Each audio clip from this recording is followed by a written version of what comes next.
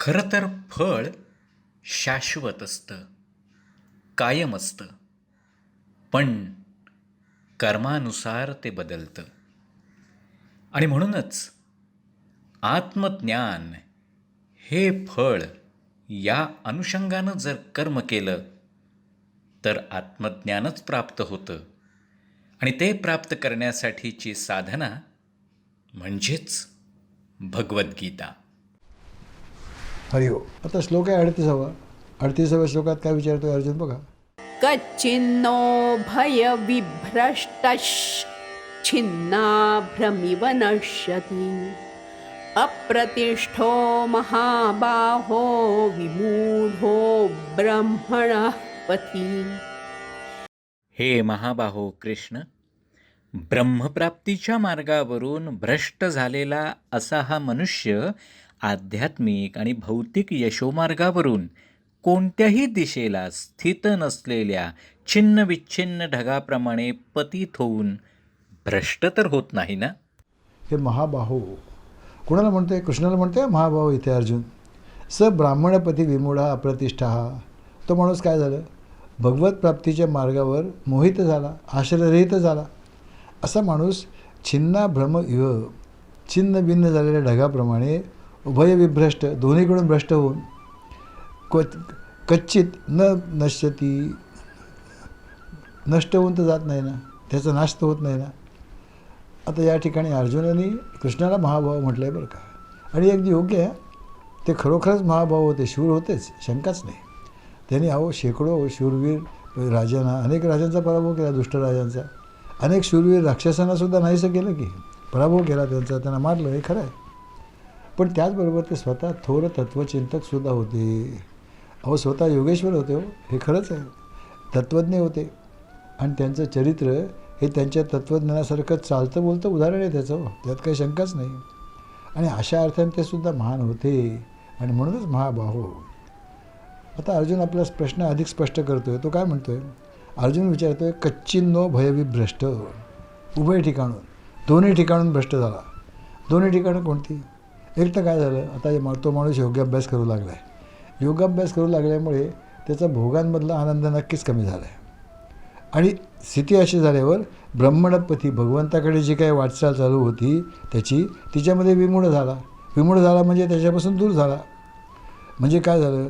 आणि अप्रतिष्ठित म्हणजे भोगांचा, पैशाचा, माणसाचा असलेला जो आश्रय वाटत होता पूर्वी, तो आता वाटत नाही आहे. आणि भगवंताचा आश्रय तर प्राप्तच नाही झाला अजून प्रगती बाकीच आहे.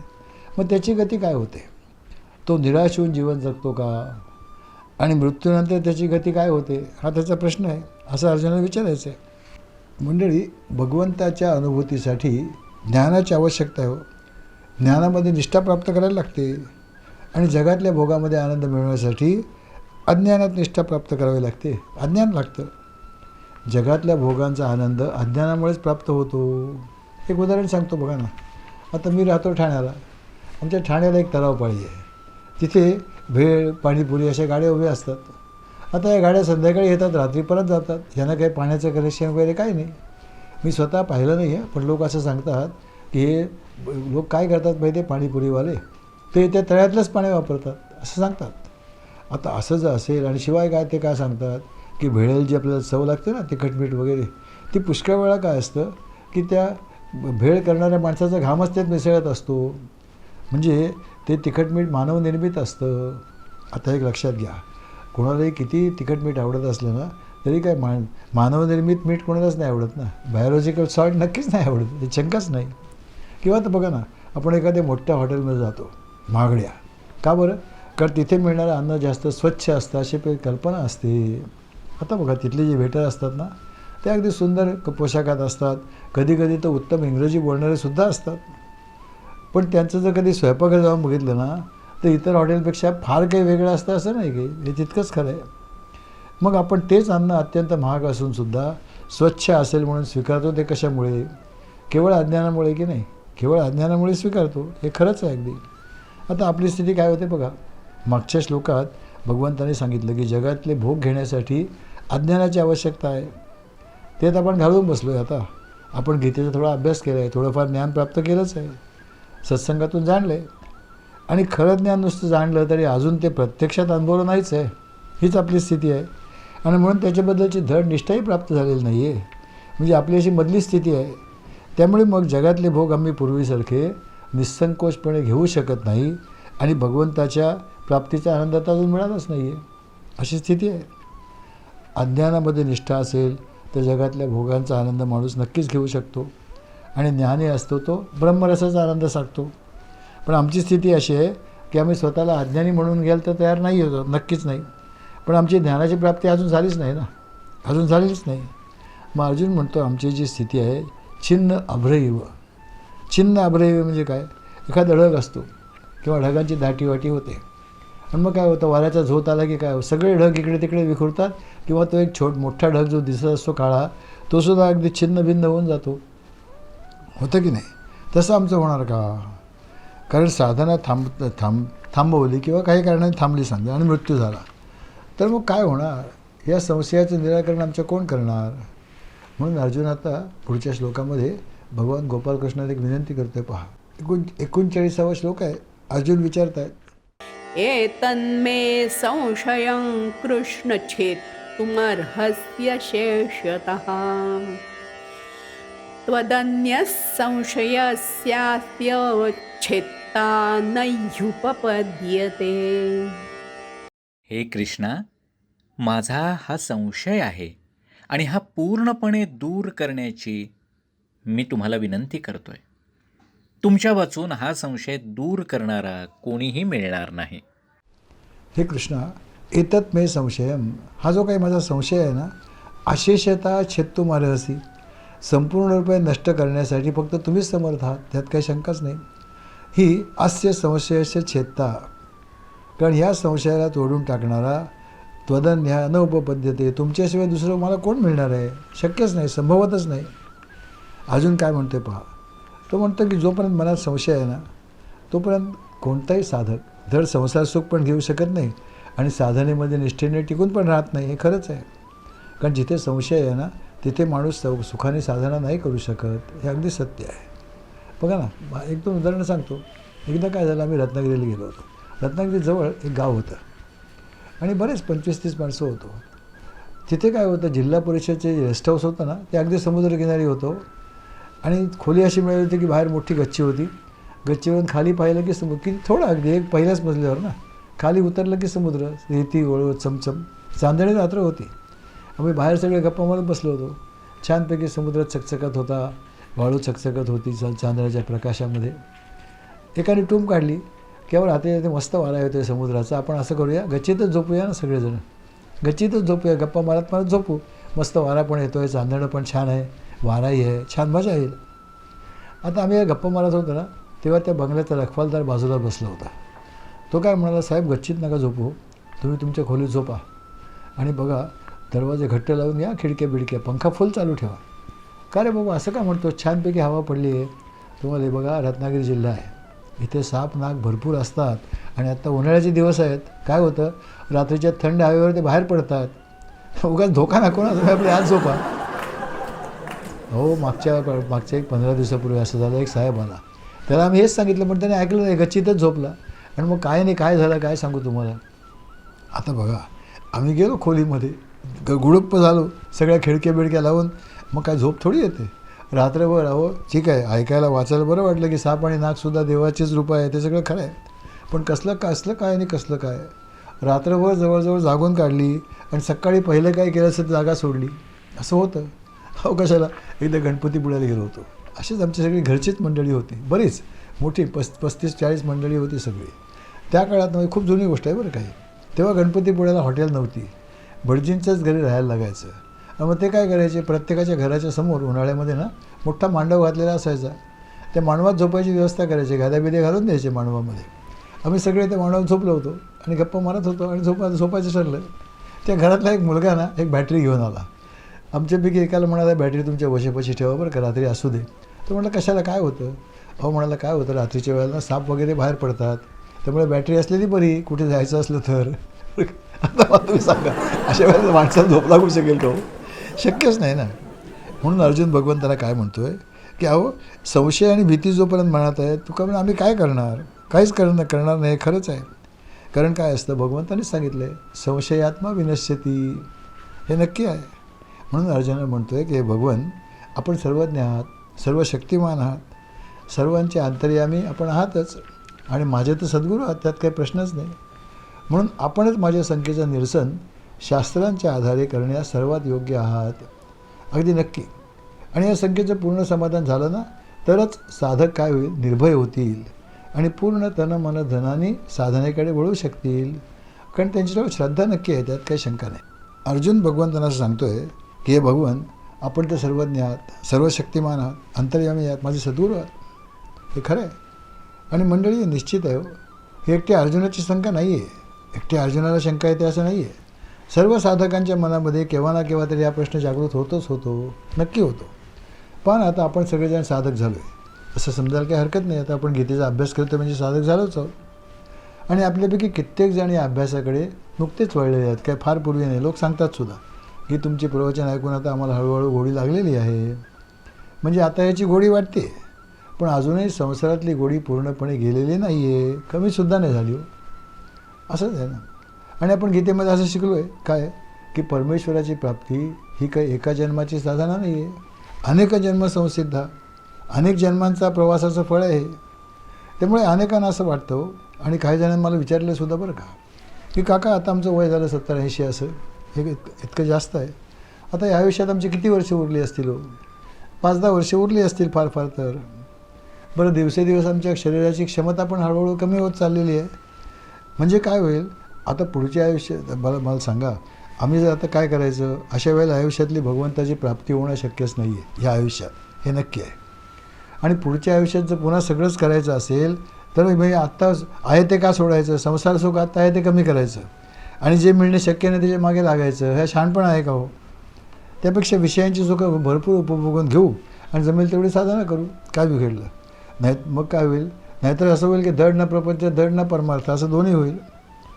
या अध्यात्म मार्गाकडे वळलेले साधकसुद्धा असा विचार करून कदाचित मागे जातील. म्हणून संशय पूर्णपणे नाहीसा होणं अतिशय आवश्यक आहे. अर्जुनाचं म्हणण्याचा आशय तोच आहे की हे भगवान, जगामध्ये इतर विद्वान आहेत, शास्त्री आहेत, पंडित आहेत, ऋषी आहेत, ते सगळं खरं आहे, पण शेवटी त्यांच्या बुद्धीलासुद्धा काही मर्यादा आहेत ना, नक्कीच आहेत. पण तुम्ही कसे आहात, प्रत्यक्ष परमेश्वर स्वरूप आहात, सर्वज्ञ आहात, सर्व शक्तिमान आहात, तिन्ही काळांवर आपलीच सत्ता आहे. किंवा कर्मसिद्धांताचे आणि कर्मचक्राचे जनक तुम्ही आहात हो. तेव्हा माझ्या शंकेचं निरसन आपण पूर्णपणे करू शकाल. आणि भगवान, म्हणून आपल्याला हे जाणणं जरूर आहे मला. आता या शंकेचं निरसन भगवंतांनी पुढच्या काही श्लोकात केलं आहे बरं का. एक लक्षात घ्या, आपल्या तत्त्वज्ञानामध्ये जो पुनर्जन्माचा सिद्धांत आहे ना, त्याचं ठाम प्रतिपादन पुढच्या काही श्लोकांमध्ये आहे.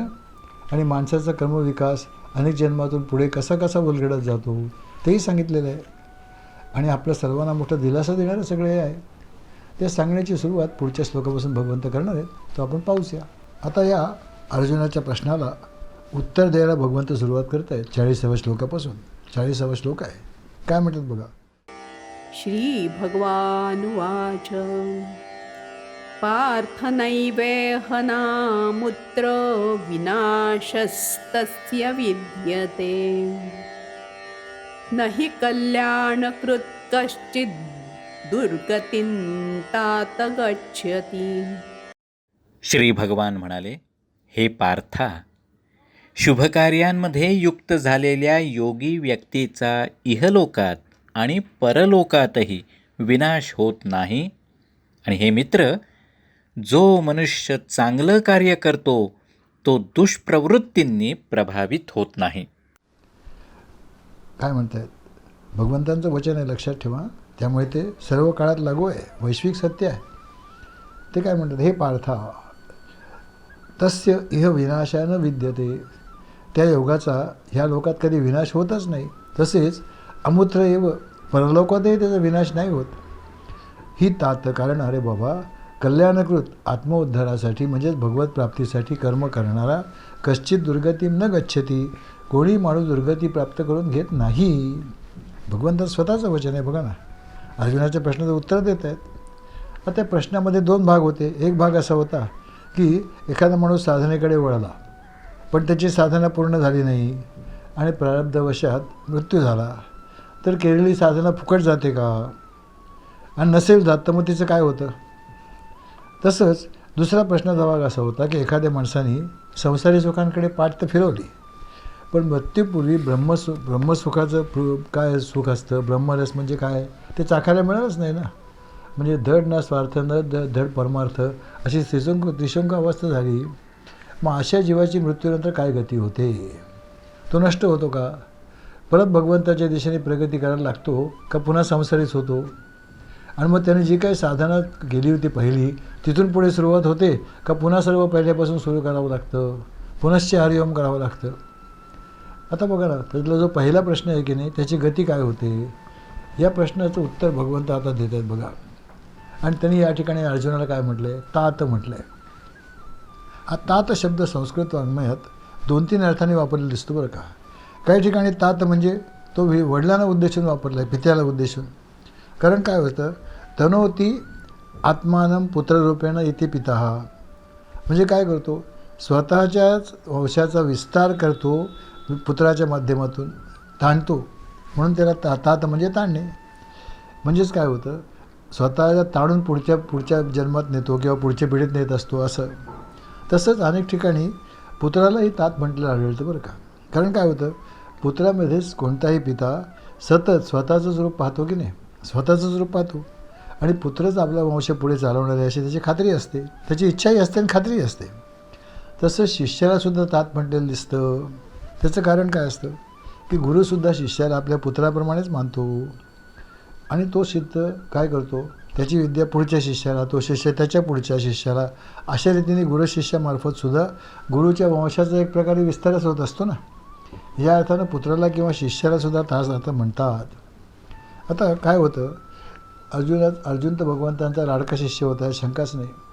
आणि मंडळी कृष्णचरित्र आपण जर पाहिलं ना तर आपल्याला असं दिसतं की भगवंतांचे 3 प्रिय शिष्य दिसतात. एक अर्जुन होता, दुसरा उद्धव होता आणि तिसरा सुदामा होता. आता भगवंतांनी काय केलं, प्रत्येकाला उपदेश निराळा केला आहे, लक्षात घ्या. प्रत्येकाची क्षमता काय पाहून त्याप्रमाणे उपदेश केला आहे. भगवंतांनी अर्जुनाला काय सांगितलं, तू कर्ममार्गाने जा, कर्मयोग कर, कर्ममार्गाचा उपदेश केला. उद्धवाला संन्यास दीक्षा घेऊन ज्ञानमार्गाने जा म्हणून सांगितलं आणि सुदाम्यासाठी भक्तिमार्ग सांगितला, कारण क्षमतेप्रमाणे मार्ग असो. आता पुढे काय भगवंत म्हणतात बघूया. भगवंत सांगतायत, नाही कल्याणकृत कश्चित दुर्गतीम तात गच्छती. भगवंताच्या प्राप्तीसाठी जो कोणी माणूस कर्म करीत असतो तो कधीही दुर्गतीला जात नाही. न इह न अमूत्र. ह्या लोकामध्ये तर नाहीच, पण परलोकात सुद्धा नाही.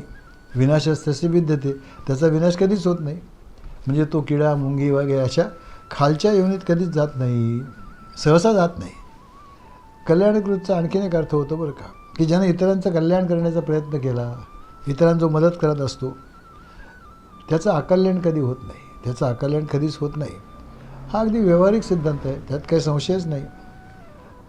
पण काय असतं, यात एक कल्पना आपली कधी कधी चुकीची होऊ शकते बरं का. आपली कल्पना काय असते की आपण ज्याला जीवनात मदत केली आहे त्यांनीच आपल्याला मदत केली पाहिजे अशी अपेक्षा असते. आणि तसं नाही झालं की आपल्याला दुःखही होतं, आपण रागावतो, दुःखी होतो, कष्टी होतो, हे खरं आहे. पण मंडळी, हा सिद्धांताचा अर्थ खरा तसा नाही हो. सिद्धांताचा अर्थ असा आहे की आपण कोणाला जर मदत केली ना तर ती भगवंताच्या चरणी रुजू असते. आणि म्हणून मग त्याच्या बदल्यात आपल्याला पाहिजे तेव्हा भगवंत आपल्या गरजेसाठी कोणाला तरी आपल्याला मदत करण्याची प्रेरणा नक्की देतात. आणि हा अनुभव आपल्यापैकी अनेकांचा आला असेल की जीवनात अनेक वेळेला कधीकधी अत्यंत अनपेक्षित रीतीने एखादी अनोळखी व्यक्ती तुम्हाला मदत करून जाते. आणि कधीकधी तर संबंध आयुष्यात ती व्यक्ती परत कधी भेटतच नाही, कधी भेटत नाही. कधी बसमध्ये, कधी गाडीमध्ये तुम्हाला अनपेक्षितरित्या कोणतरी जागा करून देतं. ही तर अगदी छोटी गोष्ट झाली हो.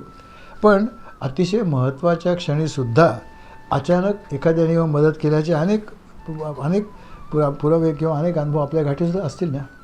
अहो, कित्येक वेळेला आपणसुद्धा एखाद्या अनोळखी माणसाला मदत करून जातो की सहज करून जातो अगदी. हे सगळं भगवंताच्या प्रेरणेने घडत असतं बरं का.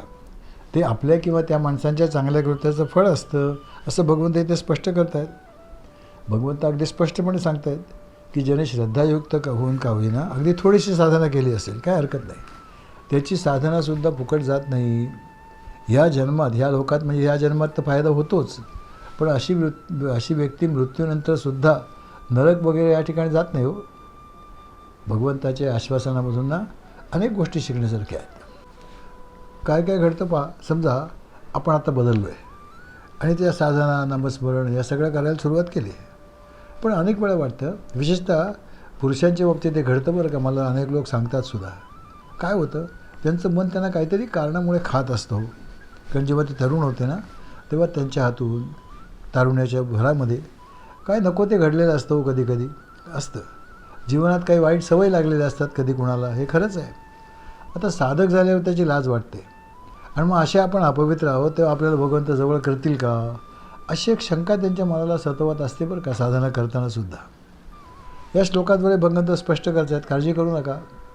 जे झालं ते झालं. आता काही त्याचं बदलता येणार नाही. यावर दूध एकदा उतू गेलं की परत काही पातेल्यात भरता येत नाही ना, हे नक्कीच आहे.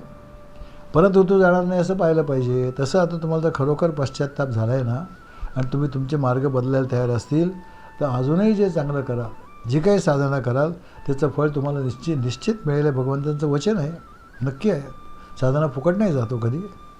जीवनात चुकणं किंवा वाम मार्गाला जाणं हे केव्हा वाईटच आहे, त्यात शंकाच नाही. पण त्यातून बाहेर येऊन एखादा साधक जर तशी इच्छा करत असेल ना आणि त्यासाठी प्रयत्न करायला तयार असेल तर भगवंत जरूर सहाय्यकारी होतात, नक्की होतात. हा विचार त्यांनी 4थ्या अध्यायात मांडलाय पहा. तिथे भगवंत काय म्हणालेत, अपि चेदसी पापेभ्यः सर्वेभ्यः पापकृत्तमः सर्वं ज्ञानप्लवेनैव वृजिनं संतरिष्यसी. 4थ्या अध्यायातला 36वा श्लोक होता बघा.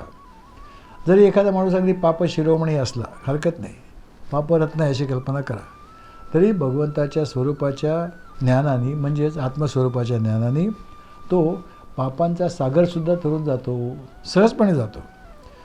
त्याची सुरुवात अर्थातच छोट्या छोट्या साधनापासूनच होत असते, त्यात काही शंकाच नाही आहे.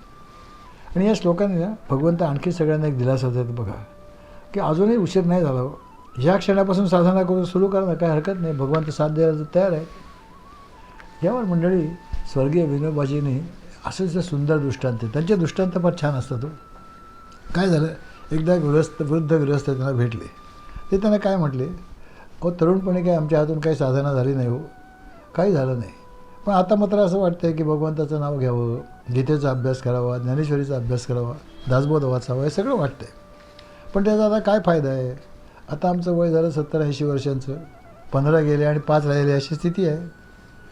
आता कशाला साधना सुरू करायची. विनोबाजींनी त्यांच्याकडे मोठ्या करुणेने पाहिलं हो. ते म्हणाले, तुम्ही कुठे राहता. ते म्हणाले, मी गिरगावला राहतो. गिरगावमध्ये राहतो मुंबईला. आता मग विनोबाजी असं म्हणाले की समजा तुम्ही मुंबईला गिरगावमध्ये राहत आहे, ही तुमची आत्ताची स्थिती आहे असं समजा, हरकत नाही. त्याला आपण गिरगाव असं समजूया. आणि तुम्हाला तर भगवंताकडे वाटचाल करायची.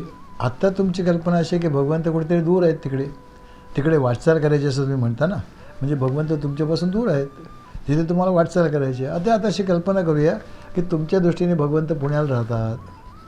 आता गिरगाव आणि पुणे हे अंतर खूप आहे हो, तसं काही जवळ नक्कीच नाही आहे. आणि मग काय होणार, हे अंतर ह्या आयुष्यात तर काही पार करता येणार नाही, तुम्ही जाणता, मीही जाणतो. मग तुम्हाला असं वाटतं आहे की जर आता ह्या आयुष्यात ते पार करता येणारच नसेल आणि समजा मी चालायला सुरुवात केली, आता चालत जायचं आहे, चालायला सुरुवात केली, गिरगाव सोडलं आणि दादरपर्यंत गेलो आणि तिथे मृत्यू झाला, म्हणजे बघा काय झालं. संसारातली चांगली सुखं सोडून दिली, मुलाबाळात चांगलं मरण आलं असतं ते सोडून दिलं आणि कुठेतरी जाऊन अडकलो दादरला. भगवंतांना भेटण्याचं सुख तर प्राप्तच झालं नाही, मध्येच आम्ही लटकलो. असं वाटतंय ना तुम्हाला. तर गृहस्थ म्हटलं, हो बरोबर तसंच वाटतंय. विनोबाजी काय म्हणाले बघा, भगवंताचे आश्वासन आहे हो, आणि हे त्यांचं आश्वासन आहे, लक्षात ठेवा. पुढच्या श्लोकामध्ये सांगतायत ते की सुरुवात तर करा. अहो कदाचित काय होईल, गिरगावपासून दादरपर्यंत प्रवास होईल, या जन्मात हरकत नाही, पण पुढचा जन्म दादरला येईल, तिथून सुरुवात करा. कदाचित ठाण्यापर्यंत पोचाल, त्याच्या पुढच्या जन्मात पनवेलपर्यंत पोचाल, त्याच्या पुढच्या जन्मात खोपोलीपर्यंत पोचाल, असं होईल ना. पण केव्हा ना केव्हा तरी पुण्याला नक्की पोचाल, भगवंताचं दर्शन नक्की होईल, त्यात शंकाच नाही आहे. पण प्रत्येक जन्मात हाच विचार केलात की आता सुरुवात करून काय फायदा आहे, तर मात्र कायम तुम्ही गिरगावमध्ये जन्माला याल, दुसरं काही होणार नाही हो, काही प्रगती होणार नाही, भगवंत कायमचाच दूर राहील, असं ते म्हणाले. किती छान उदाहरण आहे बघा. आता या सिद्धांत जो भगवंतांनी सांगितलं आहे ना, की त्याच्यावरून एक गोष्ट आपल्या लक्षात येते की आपण जे काही आज करतो आहे ना, त्याने आपणच आपल्या भविष्याचा नकाशा तयार करतो आहे. आपलं जे आजचं जीवन आहे ते आपल्या पूर्वीच्या कर्मामुळे प्राप्त झालं आहे. मात्र एक लक्षात ठेवणं आवश्यक आहे की समजा आम्ही आज 1 किलो पुण्य केलं त्यामुळे मागचं आमचं 1 किलो पाप नाहीसं होत नाही. त्याची वजाबाकी नाही होत.